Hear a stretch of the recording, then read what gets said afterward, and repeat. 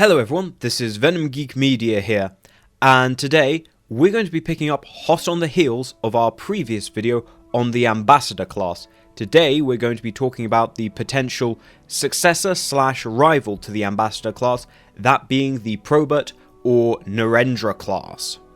So for those who don't know, the Probert class, or Ambassador prototype, was the original design by Andrew Probert. However, when it came to doing yesterday's Enterprise, as it is often the case with TV shows, they had a very constrained budget, very constrained time frame in which to build the thing, and there was no way they could build something as complicated as the Probert Ambassador class, which is when Rick Sternbach came in with his design revision, which is the Ambassador class that we now know today. However, since the Probert or Narendra class has really taken on a life of its own in the fandom, and actually serves as a good midpoint between the Ambassador class and the Galaxy class. Bearing in mind, the Ambassador class is constructed in about 2325, and it's not really until 2360 that we start seeing Galaxy class ships launch, maybe 2355. That's still 30 years. And also when we take into account other facts regarding the Ambassador class, which I previously mentioned, it then also makes sense that a successor class would have been built. And critically, this design does an excellent job of sort of signposting the way towards the Galaxy class. So, without any further ado, let's get into it. So, there are a couple of key facts I want to recap regarding the Ambassador class. Firstly, that the Ambassador class was built very slowly, in very limited numbers, due to the colossal scale of the vessels, and also critically the colossal scale of the components. And also, most of all, there was absolutely no time pressure. Previously, when Starfleet has been designing and developing new ships, there's always been an impetus to get them out as quickly as possible because they're in a Cold War with the Romulans or the Klingons or whatever. There was no such demand by the time the Ambassador was being built, which meant they could afford to build these ships very slowly, really take their time about it. However, this does then mean that there are several issues facing the Ambassador class. Firstly, it had comparatively few numbers, which meant that when it suffered attrition, they couldn't really be easily replaced or quickly replaced, and this also meant that there were big capability gaps. The Enterprise C is of course one Ambassador that was lost in service, but it probably wasn't the only one, especially with the kind of missions that they were being given. Factor into that also the fact that in those 20 or so years between when the Ambassador class had been launched and the design of the Narendra, technology had advanced very, very quickly. As I said previously, the Ambassador was very much a rough prototype, and so by the 2340s we now see better fire control computers, new warp dynamics being developed, and also we see delays in the Galaxy class program. It's a very, very slow process, and also kind of begins to show some of the stagnation of the within Starfleet Command. The Galaxy class was meant to be the main successor to the Ambassador class, but it was trying to once again do what the Ambassador did compared to the Excelsior, and in so doing really made a spar for its own back, in that it was almost certainly going to overrun in terms of deadlines and in costs. So, when we take into the fact that the Ambassador class was built in relatively limited numbers, suffered attrition, and the fact that technology had advanced significantly in the last 2 decades, add to that the loss of several key ships like the Enterprise C and the beginnings of hostilities with the Cardassians, this gives Starfleet the impetus, the kick up the arse that it needs to develop a new ship class, if anything to plug the gaps that have been left by the Ambassador class, and also overall introduce some of these new modern technologies which are otherwise going to be bottled up in development for another decade or so. And with that, we get the Narendra class. Now, it's worth mentioning right out the gate that the Narendra class did not go into full production. Instead, it was primarily intended to replace the lost Ambassador class vessels, obviously with a step up in capabilities, as well as lost Excelsiors as well. This means that actually at one point there was a Narendra class that was earmarked to become the Enterprise D, although that didn't happen.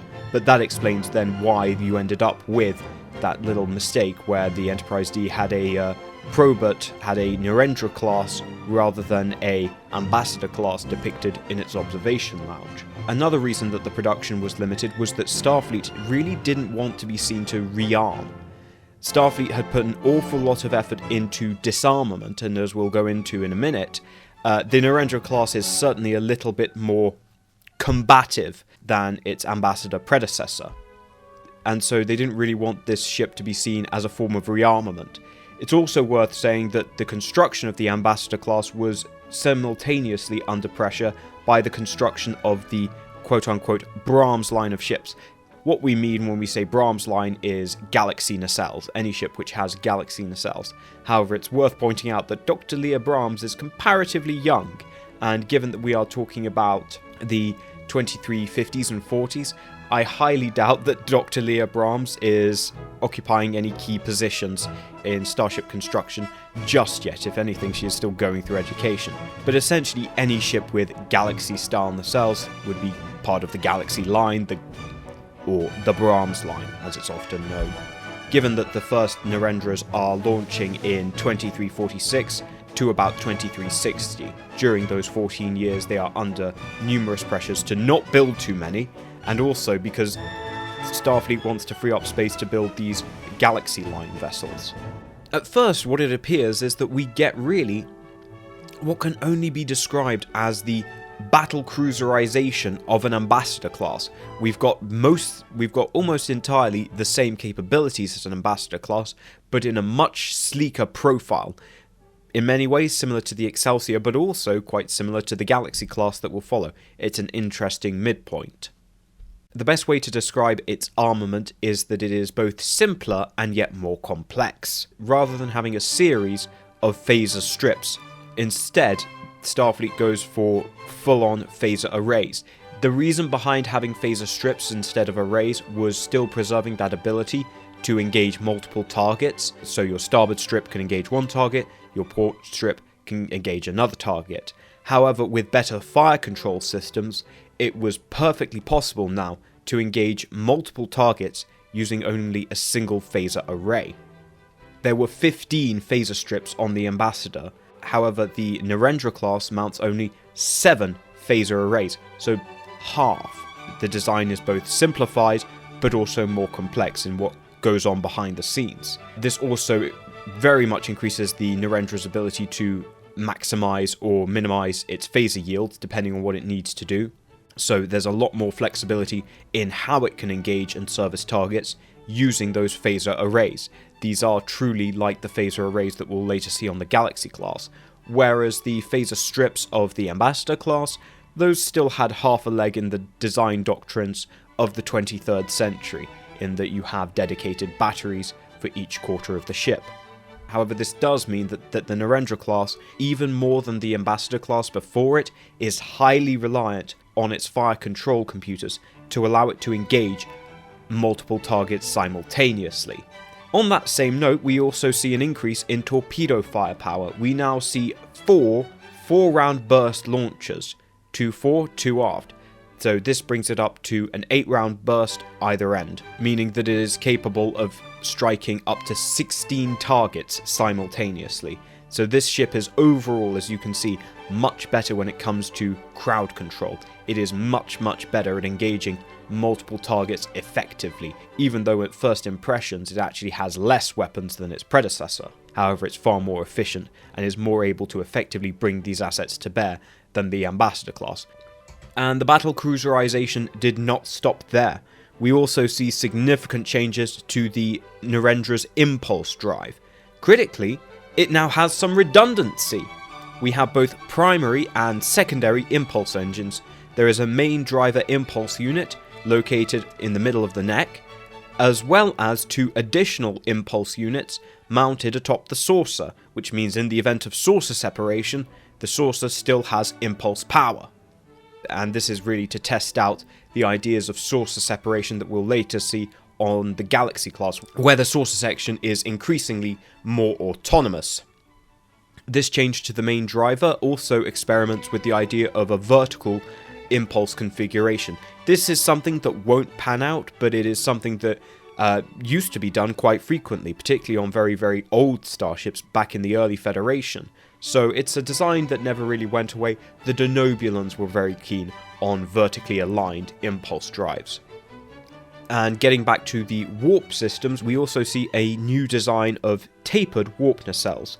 This basically takes the lessons from the what we're going to call highlighter era ships, the Cheyenne and Springfield classes, which had a much more tapered shape compared to those of the Ambassador, and those helped increase warp field dynamics and improve warp field efficiency.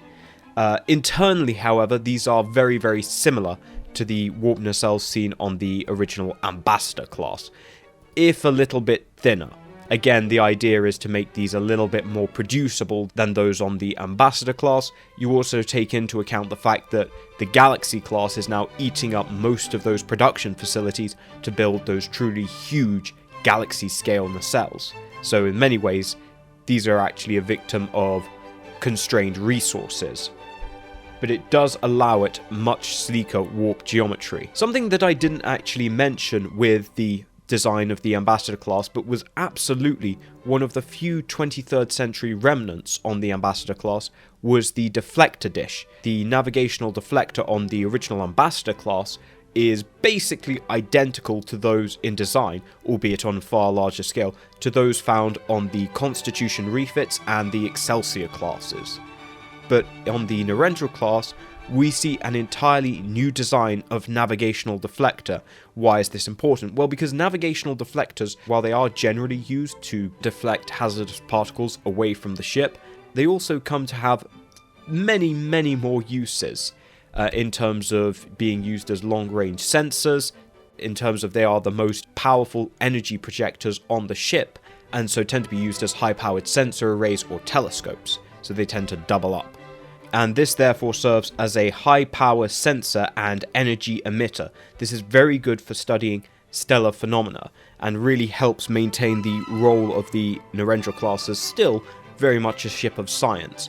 While the Narendra class very much has been made more efficient for the potential eventuality of combat, it is still primarily a ship of the Golden Era, and as such, it is very much still devoted to scientific study, albeit with some of the latest gadgets.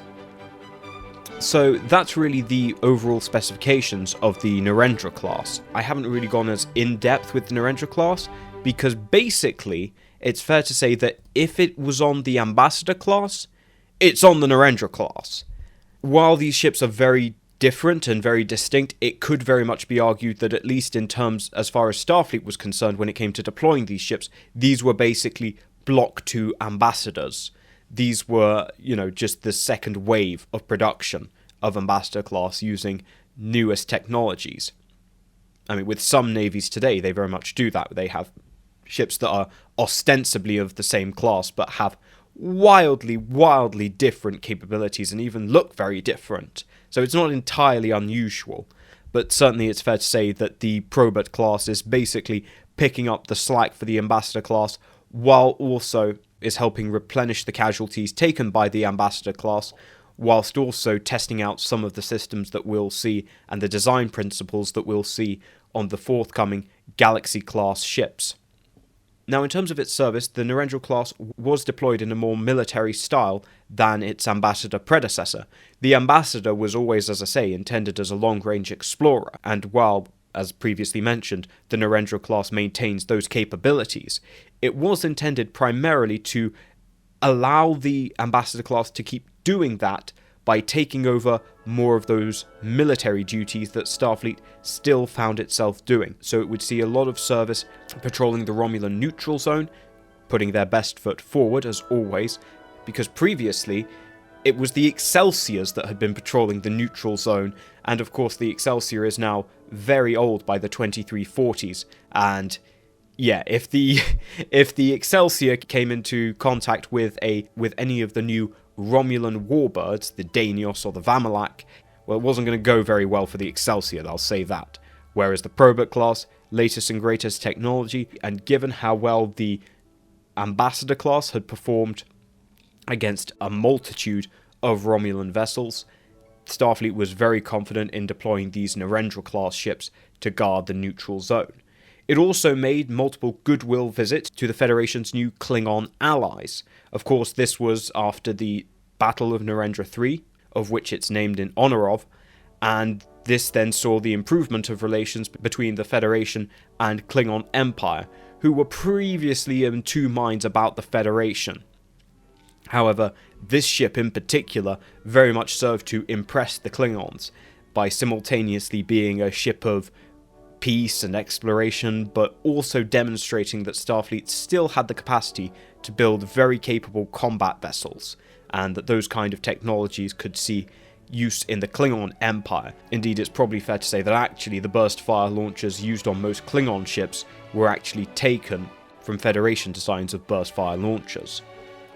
However, ultimately, its relatively limited numbers, no more than a dozen or so, meant that it was not as prolific as the Ambassador class, and it only really made a few appearances in the Border War and was never really used as a flagship. It carried out some basic patrols and frigate duties, but the Cardassians very smartly gave it a wide berth and didn't really feel like engaging a ship that was simultaneously extremely powerful like the Ambassador class, but also had the agility and speed of an Excelsior class. That wasn't a prospect they really relished, so generally when the Narendra was on station, the Cardassians behaved themselves, but unfortunately there weren't that many Narendras.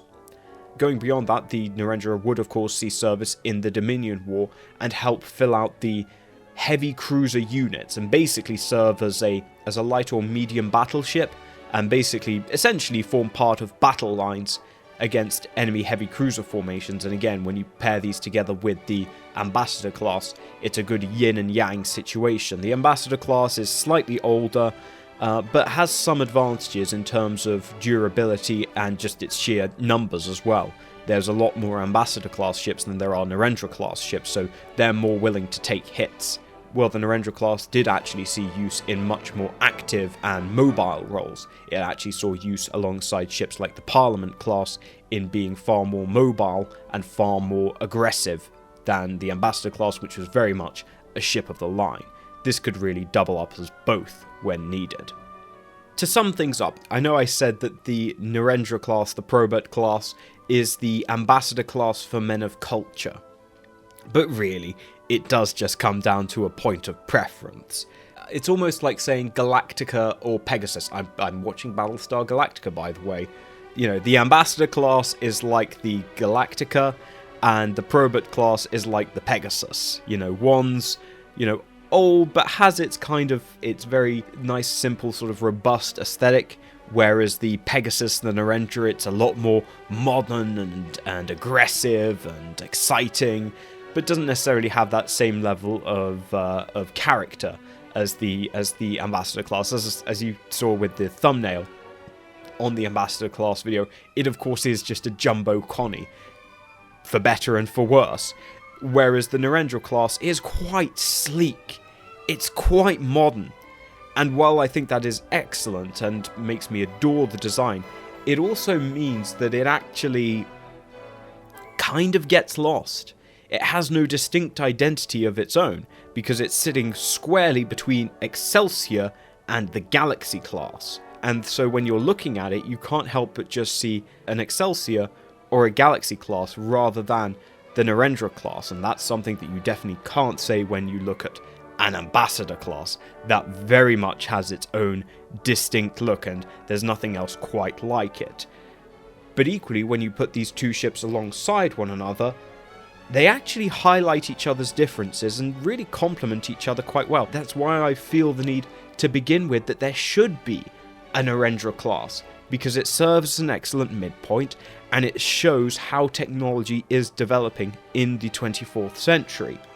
And it also gives us a rare instance of miniaturization. For those of you interested in the raw numbers, the Ambassador class had a volume of 1,800,000 cubic meters. The Narendra class has a volume of 1,600,000 cubic meters, both of which are significantly smaller than the Galaxy class with 5,700,000 cubic meters. So all pale compared to the Galaxy class.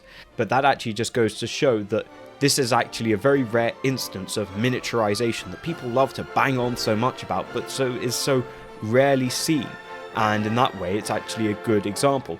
The Narendra Class succeeds in being a miniaturized design for the Ambassador, not because it is designed to be a successor, but because it is just designed to be a more refined, slightly more modern version of that same design, rather than the Galaxy class, which is again attempting to be a quantum leap over the Ambassador class. So with that all said and done, I only have one thought left really, and that is, much like Pegasus and Galactica, it'd be kind of fun to see them fight. So thank you all for watching, I hope you enjoyed, leave your thoughts in the comments below, and I will see you all in the next video. Special thanks to the wonderful folks over at the 4th Combined Fleet who provided those beautiful Star Trek Online renders that you will have been seeing in this video.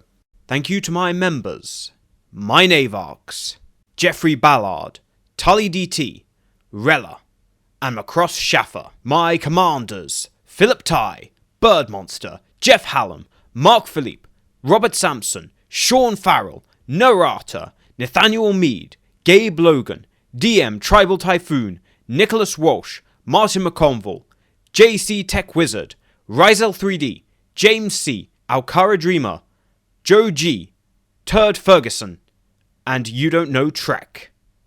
And I salute my Centurions, Pendleberry, Marcus Hall, Julian Arnott, Freedom Trooper, Oculcatum Questo, Squadra Course, John Nicole, Athys Collection, Greg Martin, Shermos, Marzarine, and Bird of Play D3.